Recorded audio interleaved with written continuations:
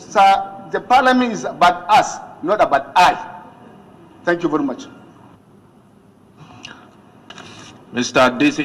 Deputy Speaker, this is the first time in history I've been in this house for many years, perhaps even longer than anybody here.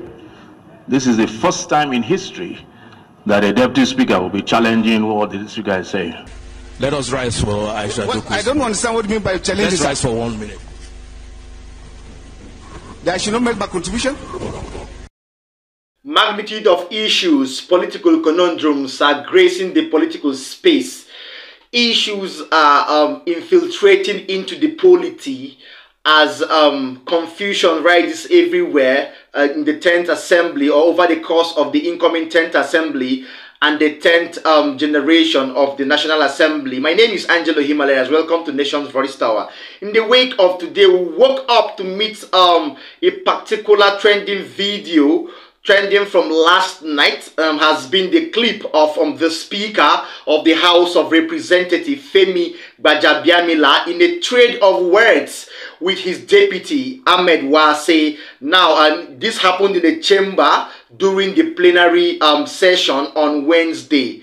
Now, I'll allow you to watch the video before I really explain the real story behind the clash or the clash of words between Honorable Femi Gbajabiamila, the House of Representatives Speaker, and his deputy, Honorable Wasi. Watch the video of what conspired during the plenary session yesterday. Then I will tell you the real and the legitimate gist of what happened. Watch it. So, Chairman, Business and Resources, let's make the order paper light for tomorrow because we have this. It's very important. The permanent side of Niels is at 2:30, so the good that we close at 2. Mr. Speaker, respected colleagues, as we are winding up, we have lost quite a number of period of time. For a commission of a project, for God's sake, why do we have to shelve a lot of activity that we have just to go and witness commission of a project of Niels? I want to beg, sir, that we should do our functions. Those who have the interest to go to Niels, they have the right to go there. But our main primary and function in this parliament is to make law, and our citizens should be more priority to us, sir. Thank you very much, sir. Okay. Perhaps, DS, you don't. I was part of those that went for it was set up. So I have every information and idea as what this by this same institution, the House, to go to Niels. What I said was, let's try and make it light and leave here by 2. If you want, we can resume at 10. We will do our work, but we will adjourn this House at 2 o'clock. I will witness Niels because it is important to me. Mr. Speaker, sir. Yes, yes. Thank you. Sir, the parliament is about us, not about I. Thank you very much.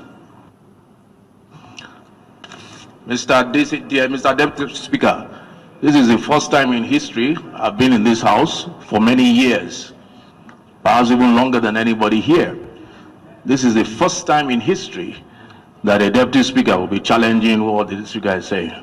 Let us rise for Aisha. Well, I don't understand what you mean by challenging. Let's rise for 1 minute. That I should not make my contribution? All right, welcome back. You watched the video clip there. You really paid attention to see how Honorable Wasi was challenging his boss, Femi Gbajabiamila. It doesn't happen anywhere. But let me bring you into the main full gist of what really happened or what conspired between these two yesterday. Now, this, I think, is as a result of maybe grudges or transfer of aggression or what have you, or something else. But from my explanation, you're going to deduce what really went wrong here.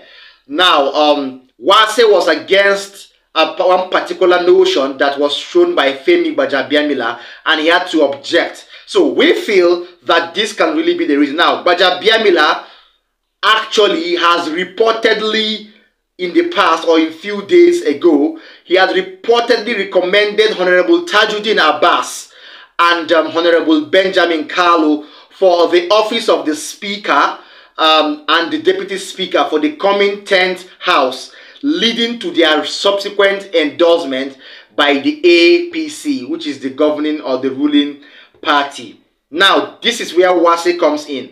Honorable Wase, who has been eyeing that seat, the speaker seat, the seat of the speaker, is a member of the G7. If you've been following the trend of events, the G7 are a group of few members of the House of Representatives. Okay, this G7 are so aggrieved with the fact that APC has decided to adopt a sort of zoning formula as plans to adopt a member to really run for each particular public office. That's what the APC is doing now. Thus, this G7, these aggrieved members of the National Assembly, 7 of them have purportedly agreed to stage a member to run against the APC's candidacy, or the APC's candidate. That is where the issue comes in, and Honorable Wase might be that member. That is where the grudges come. Now, towards the end of the session, Femi Gbajabiamila, the House Speaker, asked the Chairman, House Committee on Rules and Business, one Honorable Abubakar Fulata, to prepare a light order paper for today, Thursday, so that sittings will be able to end by 2 p.m. in order to allow other honorable members to attend an event at the National Institute for Legislative and Democratic Studies, an alleged commissioning of projects. Now, Wase was very angry at this. I feel this particular issue is so trivial to trigger anger in public, but Wase acted from a sort of carried over anger, a sort of transfer of aggression, and had to address his boss. He saw no reason why they should go for a luncheon that was not, or he deemed not important compared to what their primary job or assignment is, which is making rules or making laws for the country. That was what really conspired between these two. But we'll see. The way Gbajabiamila dismissed the whole case was so interesting and matured of him. We'll see what happens over time. Now, I have another update. Straightforwardly, Rufai Oseni, currently the best media personality in Nigeria, has dragged Minister of Labour and Productivity, Festus Keyamo, Senior Advocate of Nigeria, over his possible rants over the incompetence of his own Minister of State. Now, this happened earlier as an update touched our table about President Muhammadu Buhari presiding over his last executive meeting. Rufai said he didn't really keep any word aside. He described and really came out outrightly and fully for Festus Keyamo. This time around, he didn't miss words. He addressed all issues that have been involving Festus Keyamo and his political rants over time. I bet you Festus Keyamo would not be able to survive this. Watch Rufai Oseni. Reflective of what happens. You know, that's why you hear a minister has the effrontery to now be moral and sanctimonious. But when he was enjoying the government largesse, Mr. Festus Keyamo failed to realize when they gave him the position, he could have said that was not constitutional. But now he's sermonizing and writing us a sermon that is not constitutional. Like Dr. Bati says, I think he should start by also returning all the salaries he got and all the contracts he oversaw, because I'm sure he was the one that oversaw that contract of giving jobs to how many thousand people all over the country. Alright? Yes. The contract, the Cutlass contract. He oversaw that contract. So he should as well, you know, not have taken that contract. And this talk about here, Minister of State didn't get a chance to do everything. If he wanted to be a substantive minister, he could have lobbied or just asked for it. Or maybe he's telling the new administration he wants to be a substantive minister. Maybe if they give him, that's it. But this is like peeing on our butts and telling us it's raining. So is it that a senior advocate of Nigeria supported illegality, something against the constitution, and supported a constitutional breach, and afterwards came back and said, oh, it was a constitutional breach, but I just had to take it. And I'm not complaining at all that you gave me the position, no, but it's against the law. I just want it for further jurisprudence in the future. Okay, welcome back. If you're just joining us, this is still Nation's Voice Tower. Before we go further with our analysis, I would urge our incoming subscribers to please tap the subscribe button so you'll become one of our most lovely viewers and stay glued to Nation's Voice Tower. Then our already existing subscribers, I will always urge you and I would applaud you for all your efforts over time. You've been making us go viral. We'll thank you so much. I will still urge you tap the notification bell so you could get updates from us anytime to drop any. And don't forget to watch till the end. Share this video to people in Nigeria and in diaspora so it could go viral. YouTube uses this criteria to make our videos go universal. Okay. Now, as for Rufai there, I wouldn't say much. Rufai is a very straightforward media personality that hasn't really found time to pitch his tent with corruption or ethnicity, political bigotry, and so on. He addresses issues according to how they come.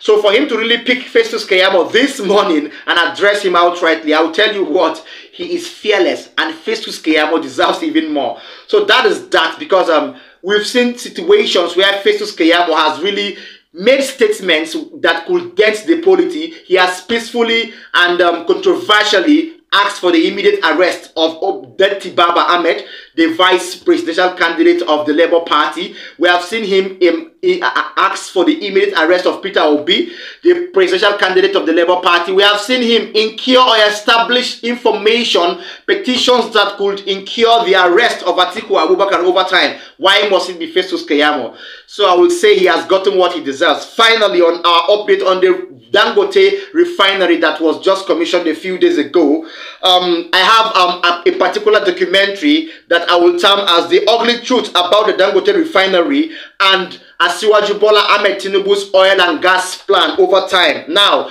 this particular video clip has an explanation and a brief insight on how the Dangote refinery, newly commissioned 2 years ago, how it will go further to help or not to help the fast downing economy of Nigeria. Now, talking on this, I have Balazaka.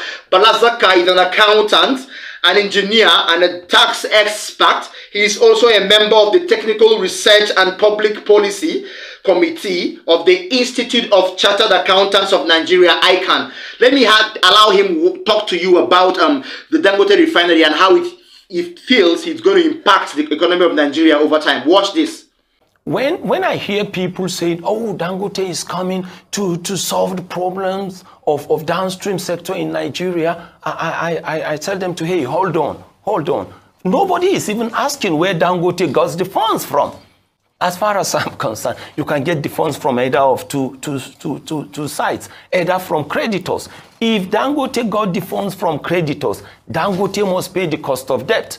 The only way Dangote can be able to do that is for Dangote to maximize profit, minimize cost. And if Dangote got the funds from shareholders, dividends must be paid to shareholders. And the only way to do that is by maximizing profit. Quote me that I said, and let time, history, and posterity judge. Where are the greenfield refineries that we were promised? Where are they? We can't see them. Before the removal of subsidy, a liter of diesel was like about 80 Nigerian naira. We were told that once the subsidy was removed, there was going to be competitive pricing. We're going to see investors and the rest. Today, a liter of diesel is close to like 800 Nigerian naira. Quote me that I said there are no investors. Let anybody prove me wrong. The only thing we have experienced has been the collapse of strategic industrial sectors, collapse of strategic commercial sectors, and the collapse of strategic domestic sector. So the biggest mistake, the coming regime, whoever the Almighty will crown, effective 29th of May, 2023. You have a doubt about that? No, I said effective. I don't know who will be crowned. And I said, whoever the Almighty crowns, effective that day, the biggest mistake that person will do is to remove subsidy on the price of the only remaining product.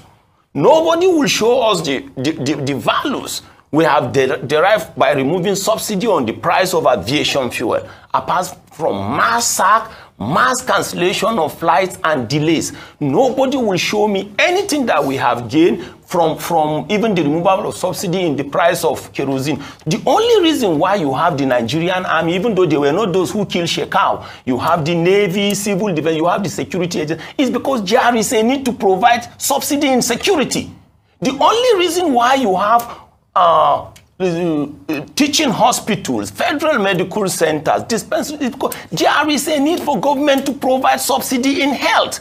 The only reason why you have public universities, polytechnics, and secondary schools is because there is a need for government to provide subsidy in education. Okay, so land on the point. So what's your take on it? I want to do the biggest mistake this government will make is to say they will not provide subsidy in energy. Welcome back. Balan Daka is an expert in his field. He has a mastery in whatever he holds, so sacred, and of course, whatever he has said there is sacrosanct to what we think about the Dangote refinery, because Dangote refinery, as far as I'm concerned, is a private sector, and private sectors have only one objective: to actually minimize cost and maximize profit. So if Dangote refinery, be it in Lagos, Kaduna State, Ibadan, Abuja, or Delta State, be it wherever it is, of course, you know it is in Lekki, Lagos. So if Dangote refinery situation or location being in Lagos,